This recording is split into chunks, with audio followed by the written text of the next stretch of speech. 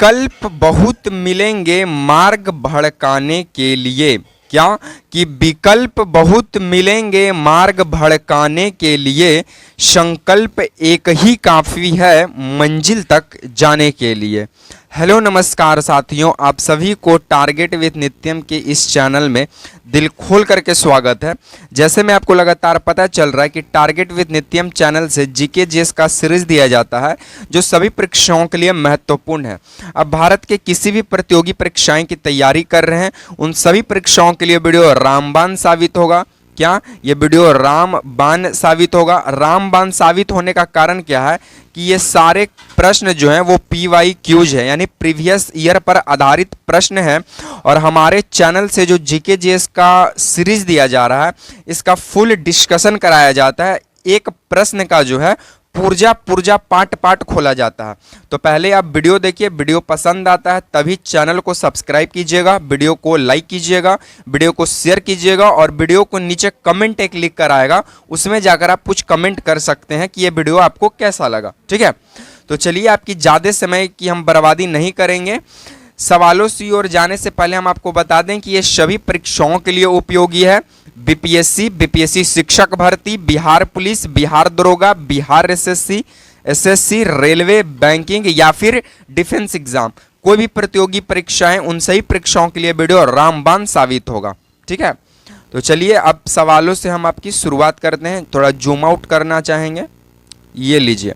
सबसे पहला सवाल आपको समक्ष क्या है कि अलकनंदा नदी, हाँ जी अलकनंदा को तो सर जान ही रहे हैं, आप ऐसे ही बोलिएगा। पिंडार नदी, सर पिंडार को भी जान रहे हैं। तो आप यही बताइए कि आप खाली ये जानते हैं कि कुंभ मेला गए थे, वहाँ त्रिवेणी अच्छी था, संगम था, ओजे नहा लिए संगम घाट पे, लेकिन ये नहीं जानते हैं कि अलकनंदा और पिंडार नदी के मिलन को क्या कहते हैं सर। तो ऑप्शन ए है विष्णु प्रयाग कहते हैं, ऑप्शन बी कर्ण प्रयाग कहते हैं, ऑप्शन सी रुद्र प्रयाग कहते हैं, या ऑप्शन डी देव प्रयाग कहते हैं। तब बोलेगा सर ये प्रयाग क्या है सर। तब भारत में कुल 5 प्रयाग हैं। कितने प्रयाग हैं? 5 प्रयाग, जिन्हें पंच प्रयाग कहा जाता है सर। क्या कहा जाता है? पंच प्रयाग। तो इसको समझने के लिए सर आप पूरा थोड़ा मैपिंग का हम सहारा लेना चाहेंगे, तो आप गौर फरमाइएगा। ठीक है, चलिए आपके सामने हम कुछ थोड़ा चित्र उत्र भी तो नहीं पारेंगे। ठीक है, चलिए ये लीजिए। ठीक है, ये जो है ये एक ग्लेशियर है। ये क्या है? ग्लेशियर है जिसका नाम है सतोपत ग्लेशियर। सतोपत ग्लेशियर जी लिख दिए हैं। ठीक है, ये एक ग्लेशियर है जिसका नाम है सतोपत ग्लेशियर। इस सतोपत ग्लेशियर से एक नदी निकलती है। क्या नदी निकलती है? एक नदी निकलती है। ठीक है, इस नदी का नाम है अलकनंदा। इस नदी का क्या नाम है? अलकनंदा। ठीक है, यहाँ तक तो आपको क्लियर नजर आ रहा है कि सतोपत एक ग्लेशियर है। इस सतोपत ग्लेशियर से एक नदी निकल रही है जिस नदी का नाम है अलकनंदा। ठीक है, इस अलकनंदा नदी में दाएं साइड से, यानी कि ये RHS साइड हो गया, राइट हैंड साइड, और ये LHS हो गया। ठीक है, तो RHS साइड से 3 नदी आकर मिलती है। कितनी नदी? 3 नदी आकर मिलती है, जिसमें पहली नदी एक आ रही है। ठीक है, इसका नाम है धौली गंगा। इसका क्या नाम है? धौली गंगा। क्या नाम है? धौली गंगा। एक और नदी आकर मिलती है, इस नदी का नाम क्या है? तो इस नदी का नाम है पिंडार नदी। क्या नाम है? पिंडार नदी। एक और नदी आकर मिलती है, इस नदी का नाम है नंदाकनी नदी। नॉट मंदाकनी, क्या? नंदाकनी। क्या? ये नंदाकिनी। तो जब सतोपत ग्लेशियर से अलकनंदा नदी निकलती है और इस अलकनंदा नदी में, अब हम थोड़ा कलर पेन का चेंज करेंगे, जब इस सतोपत ग्लेशियर से अलकनंदा नदी निकलती है तो अलकनंदा नदी और धौली गंगा नदी जिस पॉइंट पे इन दोनों का मिलन हुआ उस पॉइंट को बोला गया विष्णु प्रयाग। उस पॉइंट को क्या बोला गया? विष्णु प्रयाग। लेकिन इसी अलकनंदा सतोपत ग्लेशियर से जो अलकनंदा नदी निकल रही है, तो अलकनंदा नदी और पिंडार नदी जिस पॉइंट पर मिली उस पॉइंट का नाम दिया गया क्या?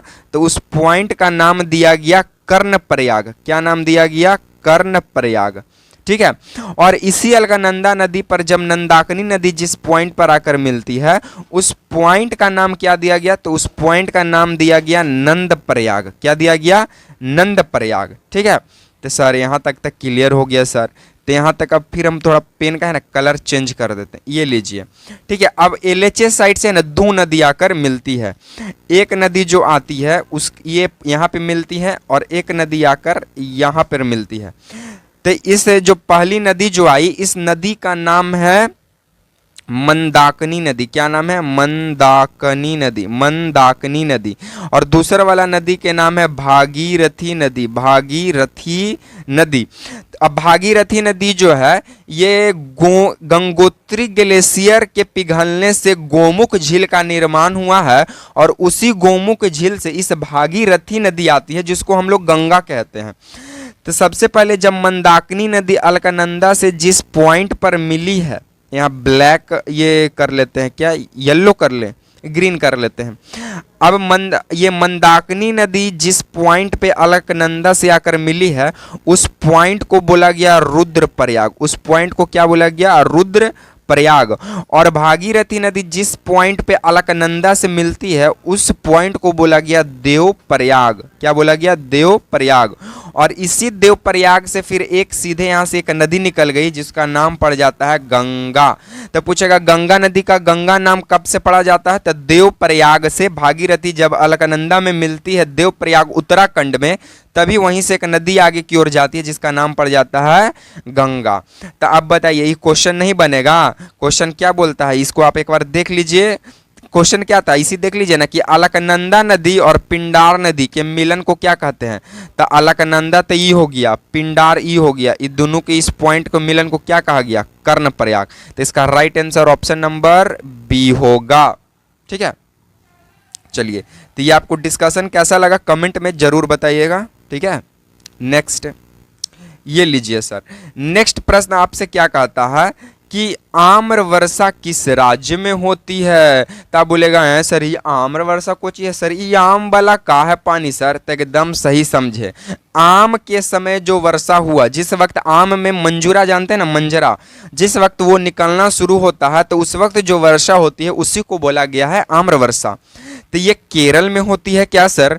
ये बी असम में होता है क्या सर? ये ऑप्शन सी कर्नाटक में होता है या ऑप्शन डी पश्चिम बंगाल में होता है? तो इसको समझने से पहले आप एक पॉइंट को समझिए कि भारत में जो है मानसून का आगमन, मानसून का आगमन, तब भारत में मानसून का आगमन जो है वो 15 जून से 15 सितंबर के बीच माना जाता है कि इसी समय मानसून भैया जो है वो हमारे देश में आएंगे 15 जून से 15 सितंबर के बीच में। लेकिन कबो कबो होता क्या चीज़ है कि कब कब देखते ना है रिश्ता में है ना, पहले आवे के काम था, पहले जाने का काम था नानी हियाँ, लेकिन प्लानिंग चेंज हो गया, आज चल गए फुआ हियाँ। तो वही वाला कहानी है। पहले मानसून के आने का काम था लेकिन मानसून से पहले है ना एक इसका छोटा भैया आ जाते हैं। उस छोटा भैया का क्या नाम है? तो छोटा भैया जो है वो वर्षा है। वो वर्षा आता है मार्च अप्रैल के माह में आता है वो वर्षा, मार्च और अप्रैल के माह में।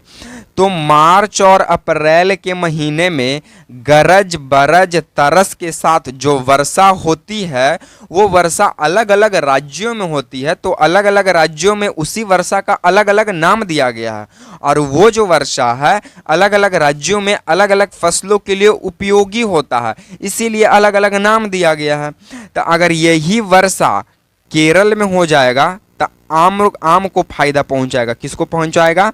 आम को फायदा करेगा, एकदम फायदा करेगा। तो इसीलिए केरल में ही जो वर्षा होता है मार्च अप्रैल में गरज तरस के साथ उसको बोला गया आम्र वर्षा। ठीक है, लेकिन सर यही आम्र वर्षा अगर असम में हो जाए तो असम में कौची नाम दिया जाएगा सर? तो किसी को पता है सर कि असम में क्या नाम दिया जाएगा? अगर पता है तो कमेंट बॉक्स में कमेंट कीजिए, और ना तो फिर तो हम बताइए करेंगे। ठीक है, तो यही जब असम में वर्षा हो जाएगा तो बोडो इलायची नाम दिया जाएगा। क्या नाम दिया जाएगा? बोडो इचिला नाम दिया जाएगा। ठीक है, तो लिख दें बोडो इचिला नाम दिया जाएगा। ठीक है, इलायची के लिए उस वक्त ये असम में उपयोगी हो जाती है वर्षा। लेकिन जब यही वर्षा कर्नाटक में हो जाएगी सर, तो जानते हैं कर्नाटक जो है कॉफी में सबसे आगे एकदम रहता है, तो कॉफी के फायदा पहुंचाएगा। तो कॉफी के फायदा पहुंचाएगा तो कर्नाटक में यही पनिया के यही वर्षावा के चेरी ब्लाउज नाम दे दिया जाएगा, चेरी ब्लाउज वर्षा। ठीक है। इसीलिए जब चेरी के पॉलिश लीजिएगा तो देखिएगा उस पे कॉफ़ी का है ना बीज पारा रहेगा, ठीक है। तो चेरी मीन्स कॉफ़ी ये होता है, ठीक है। यही अगर वर्षा पश्चिम बंगाल में हो गया तो बोलेंगे काल बैसाखी आ गया। कौन सी आ गया? काल बैसाखी। ऐसा नाम है कि लग रहा है सुन ही से डर लग रहा है, ठीक है। काल बैसाखी। तो ये भी आप चीज़ को आप नोट पॉइंट कीजिएगा, ठीक है। चलिए नेक्स्ट सवालों की ओर हम लोग आगे बढ़ते हैं। देखिए नेक्स्ट सवाल आपसे क्या कहता है कि मलमास मेला का आयोजन कहाँ किया जाता है? मलमास मेला का आयोजन कहाँ किया जाता है? आपके सामने ऑप्शन है मुजफ्फरपुर, बांका, राजगीर, पटना। तब मलमास मेला का आयोजन जो है ये राजगीर में किया जाता है। कहाँ? बिहार। ये कहाँ किया जाता है? बिहार में भी नालंदा जिला के अंदर राजगीर में किया जाता है, ठीक है। और हमारे बिहार के जो सीएम हैं वो भी किस जिले के निवासी हैं? तो नालंदा जिला के निवासी हैं, ठीक है। तो मलमास मेला का आयोजन राजगीर में किया जाता है। बांका में बौंसी मेला का आयोजन, कौन सा मेला? बौंसी मेला, बौंसी, ठीक है। बौंसी मेला लगता है तब बांका में। मुजफ्फरपुर में कौन सा मेला? तो हरदी मेला। मुजफ्फरपुर में जो मेला लगता है उसका नाम है हरदी मेला। और अगर पटना में कोई मेला लग गया तो उसका दुए गो नाम रहेगा, या तो सरस मेला, या तो सरस मेला, या तो सोनपुर मेला, या तो सोनपुर मेला, जो कि सोनपुर में लगता है, मतलब हाजीपुर में, वैशाली में लगता है, ठीक है। जो कि विश्व का सबसे बड़ा पशु मेला माना जाता है। और बौद्ध महोत्सव गया में। और अच्छा एक और कमेंट कीजिएगा, सौराठ मेला, सौराठ मेला बिहार के किस जिला में इस मेला का आयोजन किया जाता है? इसका आंसर आप लोग जो है कमेंट बॉक्स में देने का प्रयास कीजिएगा। नेक्स्ट क्या चीज कहता है सर कि भारत का पूर्वोत्तम बिंदु क्या है? तो ऑप्शन ए गौर माता है, ऑप्शन बी इंदिरा कॉल है, ऑप्शन सी इंदिरा पॉइंट है, या ऑप्शन डी कीबिथु है। तब बोलेगा सर बी और सी यानी दूसरा और तीसरा तो पॉइंट वह सेम लग रहा है ऑप्शन में। इंदिरा कॉल इंदिरा पॉइंट को दोनों तो सेम नाम लग रहा है ना रे बबुआ, ना दोनों में बहुते बड़का अंतर है। वो का अंतर है ध्यान से समझो। तनी यहाँ मैप के हम सहारा लेते हैं, जैसे भी है तनी मनी मैनेज करना, ठीक है। तो चलो ठीक है। जैसे मान लेते हैं भारत का जो है ये सबसे पूर्वोत्तम, ये उत्तरतम बिंदु हो गया, उत्तरतम बिंदु, ठीक है। तो भारत का सबसे उत्तरतम बिंदु जो है उसका नाम है इंदिरा पॉइंट। उसका क्या नाम है? इंदिरा पॉइंट। इंदिरा कॉल, क्या नाम है? इंदिरा कॉल, इंदिरा कॉल है। अब हमेशा छोटे आदमी, ये कोई भी व्यक्ति है उसको कॉल कहाँ से आएगा? ऊपर से आएगा। तो ऊपर में यानी उत्तर है तो उत्तर में इंदिरा कॉल है। और ये इंदिरा कॉल जो है ये लेह लद्दाख में पड़ता है। कहाँ पड़ता है?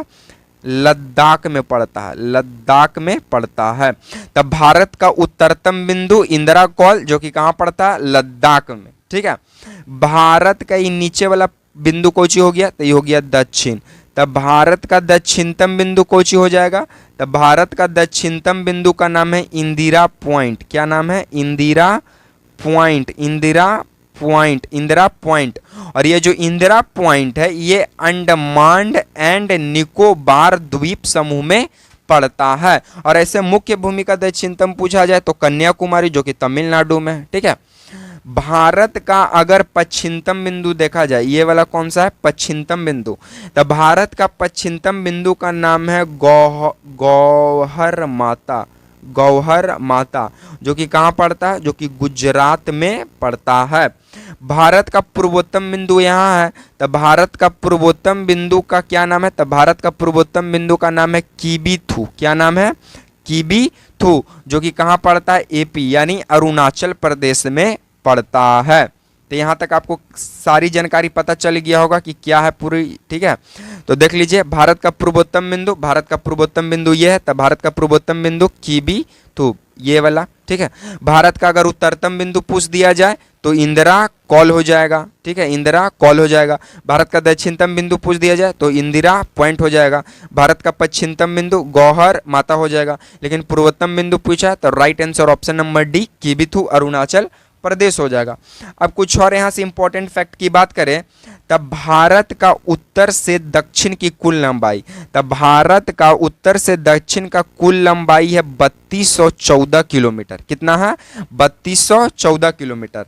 लेकिन आपसे पूछ दिया जाए भारत का पूरब से पश्चिम की लंबाई, तो 2933 किलोमीटर। ठीक है, 2933 किलोमीटर। तो इस बात को भी आप ध्यान रखिएगा। ठीक है, तो ये आपको डिस्कशन कैसा लगा कमेंट में अपनी राय जरूर दीजिएगा। ठीक है, चलिए तो आज को हम वीडियो को यहीं पे समाप्त करेंगे। ठीक है, अगर आपको इस चैनल से अगर इस पॉइंट को अगर आप पीडीएफ को पाना चाहते हैं, नोट्स ज्वाइन करना चाहते हैं, तो आप टारगेट विद नित्यम को ज्वाइन कर सकते हैं।